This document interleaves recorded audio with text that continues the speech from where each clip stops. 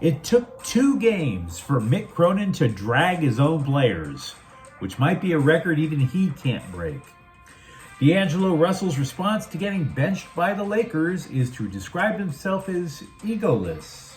And Kahwi Leonard is still nowhere near playing for the Clippers. Good morning. I'm James. This is your daily dose of sports and snark for the greatest sports city in the world, Los Angeles.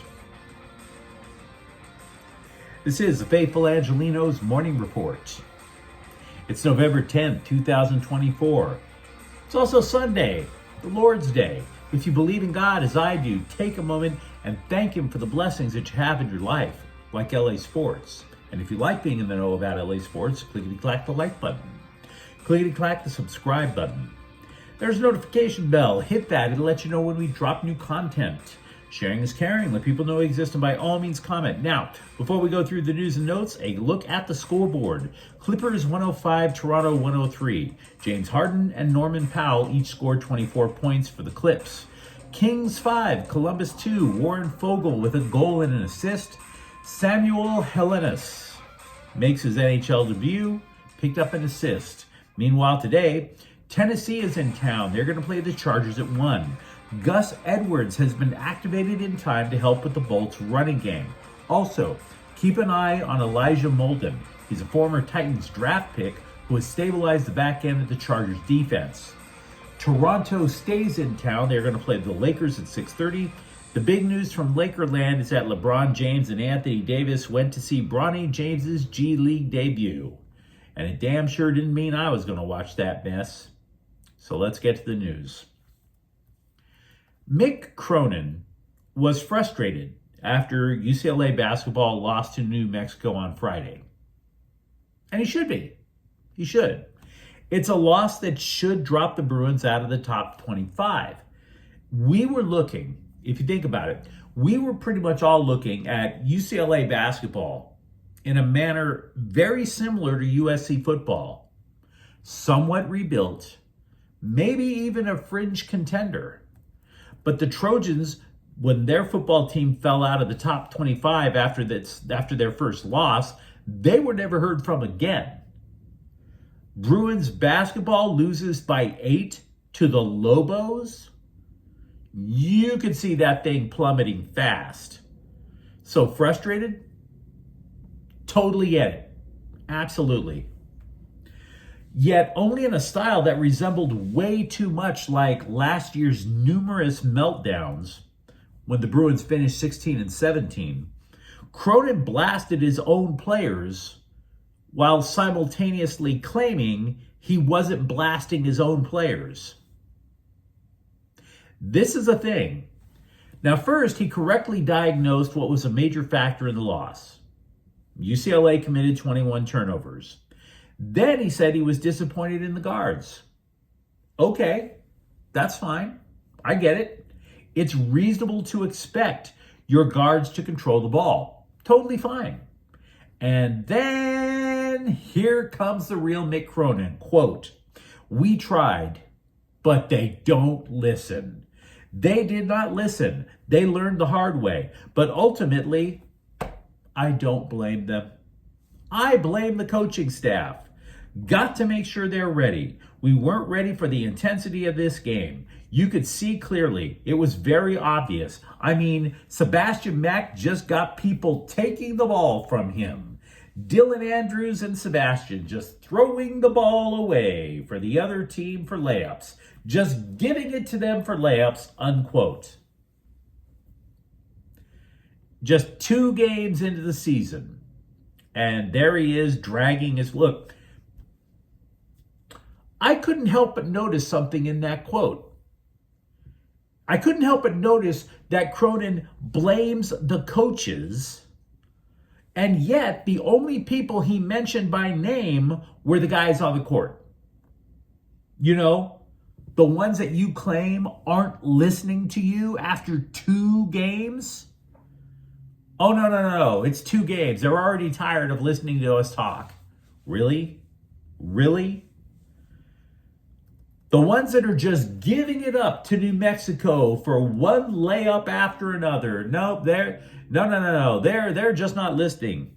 It's not their fault. No, they're not listening, but it's not their fault that they're not listening either. Yeah, we just got to go buy them a big old box of Q-tips. And, despite the federal government saying, please don't jam that bad boy into your ear, we got to get that thing really deep in there, clean out the wax, so they can listen to us when we ask them not to give the ball to New Mexico for layups.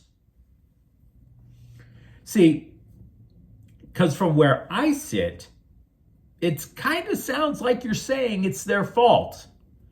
It's like, hey, Bob, you're doing a lousy job and I want you to take this cardboard box and empty out your desk. But don't worry, it's not your fault. No. The guy in the next cubicle, it's his fault. You have an amazing future ahead of you once you start listening to the guy in the adjacent cubicle at your next job, Bob. That would be Mick Cronin if he was middle management wherever the hell you and I work. Oh, no. Sky's the limit once you start listening. You know what my problem with this whole thing is? Because I remember all this stuff from Cronin from last year. Everybody has a standard default personality. When the chips are down, we all revert to our baseline personality. Some of us get angry.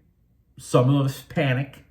Some look on the bright side. Some stay totally calm and while their brain seeks a solution. Whenever the chips are down over the last season plus 2 games at UCLA, Mick Cronin's factory reset, his reboot of his old 64K Commodore computer upstairs, has been to go passive aggressive. And that's inauthentic. Couples split over passive aggressive behavior. Divorces happen with passive aggressive behavior. I know. I had an ex who was passive aggressive and I wound up willingly losing half my property just to get away from it. Either way, saying it's his fault and we're going to just be legit. Look, we got a problem with this player. We're going to work on it. Or don't mention the player at all. Say, you know what? There were too many turnovers and we're going to work on it in practice. Because naming players by name, dragging them, and then you stepped in it because you tried to backtrack on it later in the quote, you don't think that's going to resonate? That's the type of stuff that in the long run could be a real problem for Bruins basketball. And that's the memo. Meanwhile, with the Lakers, D'Angelo Russell said all the right things about being benched, about how he was willing to do whatever it took for the team, and I don't buy a damn word of it. Not a single word. Because this is something that's happened to him before. He's been benched by every team he's played for. He's been benched by Brooklyn. He's been benched by the Lakers the first time he was there. He was benched by Minnesota, Golden State. He was benched by the Lakers last year, and he trashed the head coach who benched him then, Darvin Ham. But Russell tells ESPN, quote, I left all that. All my baggage at the door this summer once we changed coaches and the new staff came in. I was committed to whatever it takes. That's what y'all see now, unquote. Now, J.J. Redick, because he probably doesn't need any more drama in his life, went along with it. He said the 18 points Russell scored from the bench was, quote, big-time pop for us, unquote. And then Russell added some more of the happy, quote, my approach has been to be professional from day one, and I'm committed to it through not playing, not coming off the bench, through whatever it may be. I'm egoless. I just want to win, unquote. Because if there are 2 words we could use to describe D'Angelo Russell's career, it would be professional and egoless. Yes, the guy who continually points at his anti-cubital with every three-point basket to claim that he has ice in his veins. Yes, the word we are all searching for is egoless. Professionalism. The guy who admitted in training camp that that was a major problem for him. Oh no, now he's hyper-professional. Yes, he is Mr. Straight-Laced. No problems here, even though he's already been benched just 7 to 8 games into the season. Yep, professional and egoless. D'Angelo Russell. Ty Lue said before the Clippers took on Toronto that Kahwi Leonard will not accompany the team on its upcoming 3-game road trip. Now keep in mind, not only has Leonard not played in a game, he hasn't even practiced.